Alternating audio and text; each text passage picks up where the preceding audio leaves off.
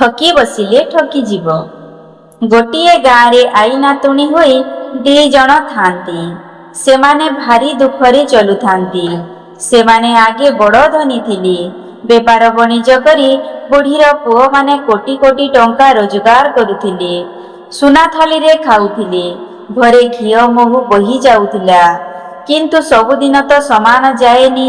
ଦିନ ବଦଳିଗଲା। କିଏ କୁଆଡ଼େ ମରି ହଜିଗଲେ। ସମ୍ପତ୍ତି ବାଡ଼ି ସବୁ ବୁଡ଼ିଗଲା। ଏବେ ଘରେ ଲୋକ ବୋଲି 2 ଜଣ। ତଥାପି 2 ବେଳା 2 ମୁଠା ଖାଇବାକୁ ପାଉନାହାନ୍ତି। ବିକି ଭାଞ୍ଜି ଖାଉ ଖାଉ ଘରର ସବୁ ସରିଯାଉଥାଏ। ଦିନକର କଥା। ଆଈ ନାତୁଣୀ ବସି ଗଲା କଥା ଭାବୁଛନ୍ତି। ଏତିକି ବେଳେ ସାହିରେ ବାସନ ବେପାରୀ ଡାକ ପକାଇଲା। କଂସା ପିତଳ ବାସନ ବିକ୍ରି ବଦଳ।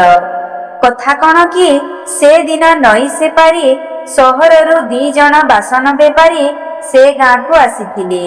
ଗାଁ ମୁଣ୍ଡରେ ଓହ୍ଲାଇ ସେମାନେ ଠିକ୍ କରିଥିଲେ ଯେ ଜଣେ ଯେଉଁ ସାହିରେ ବାସନ ବିକୁଥିବ ଆର ଜଣକ ସେ ସାହିକୁ ସେତେବେଳେ ଯିବନି।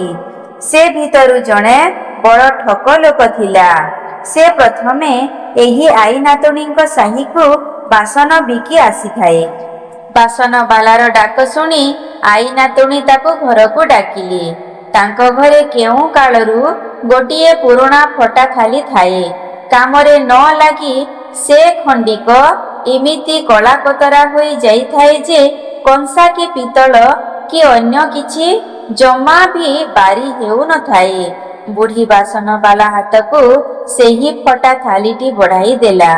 କହିଲା, ବାପ, ଏ ଖଣ୍ଡିକ ତ କାମରେ ଲାଗୁନି। ତମେ ପୁରୁଣା ବାସନ ଦାମରେ କିଣି ନିଅ। ବାସନବାଲା ପଚାରିଲା, ଆହେ, ଏଇଟା କଂସା ନା ପିତ୍ତଳ? ନାତୁଣୀ କହିଲା, ତମେ ଦେଖୁନା, ଯାହା ହୋଇଥିବ ସେଇ ଦାମ ଦେବ। ବାସନବାଲା ତା ଛେଣି ମୁନରେ ଥାଳି ପଛଟା ରାମ୍ପି ଦେଲା। ଥାଳିର ଚମକ ଦେଖିଦେଇ ତା ଆଖି ଝଲସି ଉଠିଲା। ସେ ମନେ ମନେ କହିଲା, ଏ ଜିନିଷ ୟାଙ୍କ ଘରେ ଯଦି ମାରି ନେଇଯିବି ମୋ ଭାଗ୍ୟ ବଦଳିଯିବ। ଏପରି ଭାବି ସେ କହିଲା, ହେ, ଏଇଟା ଗୋଟେ ଚିଜ ରେ ଚିଜ। ୟାକୁ ପୁଣି ମୂଲେଇବି? ଟଙ୍କାଏ ମଶାଏ ଦେଲେ ବେଶୀ ହୋଇଗଲା। ବୁଢ଼ୀ ପଚାରିଲା, ଜମାରୁ ଟଙ୍କେ? ବେପାରୀ କହିଲା, ଟଙ୍କାକୁ ବି ମୋହର। ବୁଢ଼ୀ କହିଲା, ତା ହେଲେ ଆମ ଜିନିଷ ଥାଉ, ତୁମେ ଯାଅ। ଟଙ୍କେ ମସେରେ ମୁଁ ଥାଳି ପଟେ ବିକି ପାରିବିନି। ବେପାରୀ ତର ଦେଖାଇ ଚାଲିଗଲା।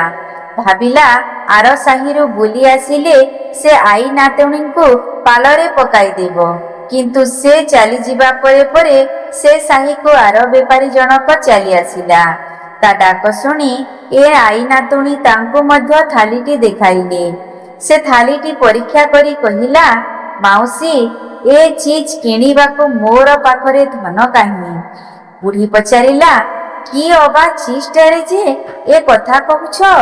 ବେପାରୀ କହିଲା, ମାଉସୀ, ତୁମେ ଜାଣିନା? ଏ ପଟକ ପରା ଖାଣ୍ଟି ସୁନା। ୟା ଦାମ 1,00,000 ଟଙ୍କା ହବ। ମୋ ପାଣ୍ଠିପତ୍ର ସବୁ ମିଶିଲେ ଟଙ୍କା 5,000 ହବନି। ନାତୁଣୀ ପଚାରିଲା, ସତରେ ଖାଣ୍ଟି ସୁନା?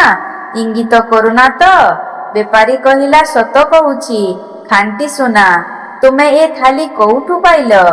ବୁଢ଼ୀ ଏଥର ତାର ଗଲା ଦିନର କଥା କହିଗଲା। ସବୁ ଶୁଣି ବେପାରୀ ଆଖିରୁ ଲୁହ ଝରି ପଡ଼ିଲା।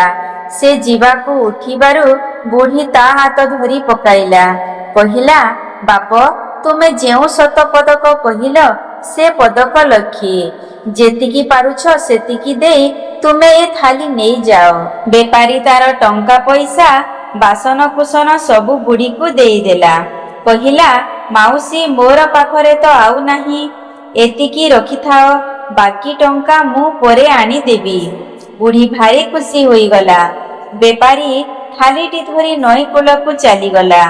ସେଠାରୁ ଡଙ୍ଗା ଧରି ତାର ନିଜ ଘରକୁ ଚାଲିଗଲା।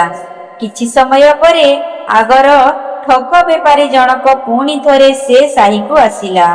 ତାର ତ ସୁନା ଥାଳି ଖଣ୍ଡକ ମାରି ନେବାକୁ ମନ। ସେ ଆସି ବୁଢ଼ୀ ଦୁଆରେ ପହଞ୍ଚିଗଲା।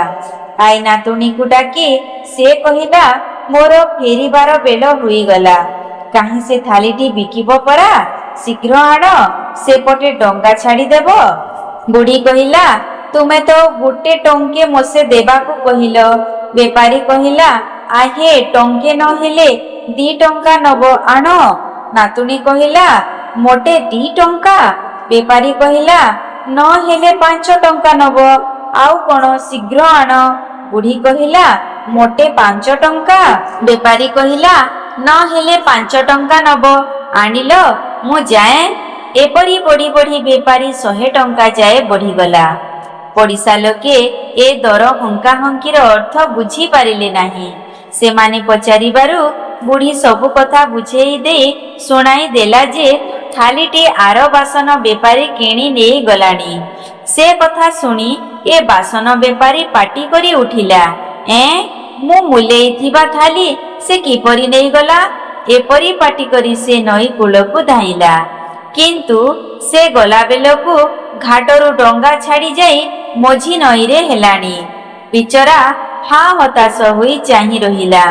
ଅନେକ ସମୟ ପରେ ତା ପାଟିରୁ ବାହାରି ପଡ଼ିଲା, ଯେ ଚାହେଁ ପରକୁ ଠକିବ, ଶେଷରେ ନିଜେ ଠକିଯିବ।